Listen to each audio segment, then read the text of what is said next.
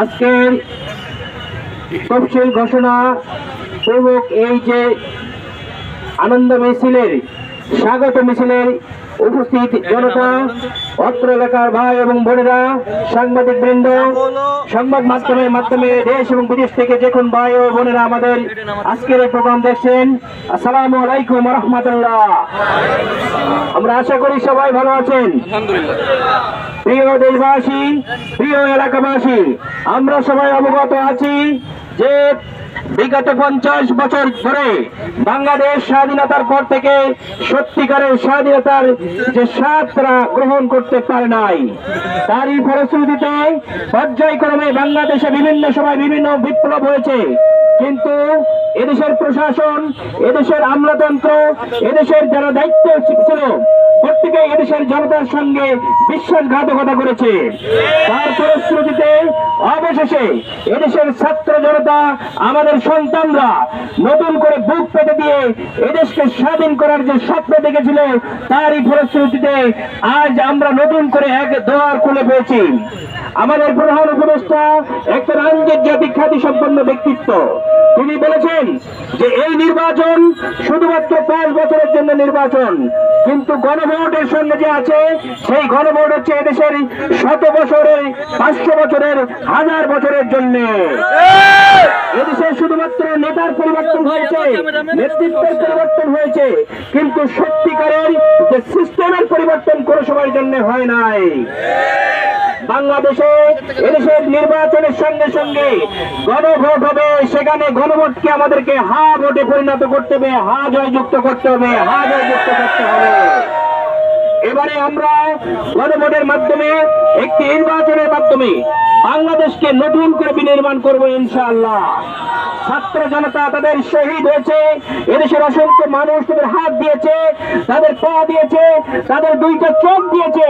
সেই মাসুম বাচ্চাদের মধ্যে জন্য, সেই শ্রমিকদের জন্য আমাদের অনেক দায়বদ্ধতা আছে। এবারে নির্বাচনে আমরা সকলে অংশগ্রহণ করে বাংলাদেশকে সত্যিকারের একটি নির্বাচনী ট্রেনে তুলে এই বাংলাদেশকে আমরা এমন ভাবে গঠন করব যেখানে অতীতকালের যে পচা রাজনীতি, যে ডার্টি পলিটিক্স, সেটা থেকে জাতিকে আমরা বের করে নিয়ে আসবো ইনশাআল্লাহ। এর পাশাপাশি আমরা দেখেছি নতুন করে আবার সেই ফ্যাসিস্ট আমলের যুগে ছত্রছায়া থেকে যারা নতুন করে আবার চাঙ্গা হতে যাচ্ছে, তাদেরকে এই জাতি কঠিন ভাবে জবাব দেবে। আমাদের কিছু ভাই এবং বোনেরা আমাকে দৃষ্টি আকর্ষণ করেছে, বলেছে যে এই আসনে একজন প্রার্থী জামায়াতের প্রার্থী নিয়ে বিভিন্ন মন্তব্য করছেন। আমরা কোন প্রতিশোধের রাজনীতিতে বিশ্বাসী না। আমরা অতীতের যে নোংরা পলিটিক্স, সেই কালচার এই জাতির সামনে, জাতির কাছে, নতুন জেনারেশনের কাছে আমরা তুলে ধরতে চাই না। আমরা অতীতের ভেদাভেদ বলে আগামীর দিশে জাতিকে এগিয়ে নিয়ে যেতে চাই। কিন্তু যে ব্যক্তি এই প্রশ্ন তুলছেন, আমাদের একটু খোঁজ নিয়ে দেখতে হবে। তিনি হলেন সেই ফ্যাসিস্ট ডাইনির জামাই। আমরা বলতে চাই, আমরা নোংরা পলিটিক্সের দিকে আর আগাতে চাই না। আপনাদের নিজস্ব কোনো এজেন্ডা তৈরি করুন, জনগণের জন্য কথা বলুন, মানুষের জন্য কথা বলুন। আমরা মানবিক রাষ্ট্র গঠন করতে চাই, মানুষের জন্য কথা বলতে চাই, নিজেদের এজেন্ডা বাস্তবায়নের জন্য জনগণের কাছে যেতে চাই। আপনাদের 20 মিনিট কথা থাকলে 18 মিনিট থাকে জামাত শিবির নিয়ে।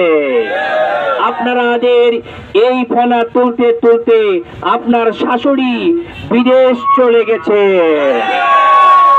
আপনার শাশুড়ির আঁচলের নিচে আপনি জামাই আদরে অত্যন্ত সুন্দরভাবে ছিলেন, এদেশের মানুষের জানতে বাকি নাই।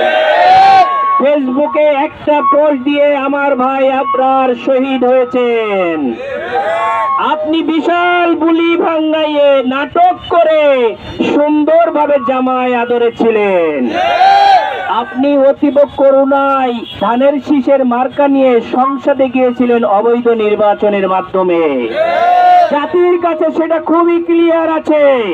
সুতরাং নতুন করে আপনি আর এখানে বাস্তবায়ন করতে এসেন না। জাতি আপনার শাশুড়ির কাছ থেকে অনেক শুনেছে আপনি যে বয়ান দিচ্ছেন, যে সঙ্গীত গাচ্ছেন। আপনার শাশুড়ির কাছ থেকে এই সঙ্গীত শুনতে শুনতে মানুষের কান ঝালাফালা হয়ে গেছে। সুতরাং আপনার শাশুড়ি শ্বশুরের সঙ্গে আপনার ভালো সম্পর্ক থাকার কারণে আপনি বলবেন যে আপনি জেলে গিয়েছিলেন, কিন্তু আপনি যে জেলে গিয়েছেন সেই জেলে যেহেতু আপনার শাশুড়ির সেই কাঁঠালের তৈরি বার্গার খেয়ে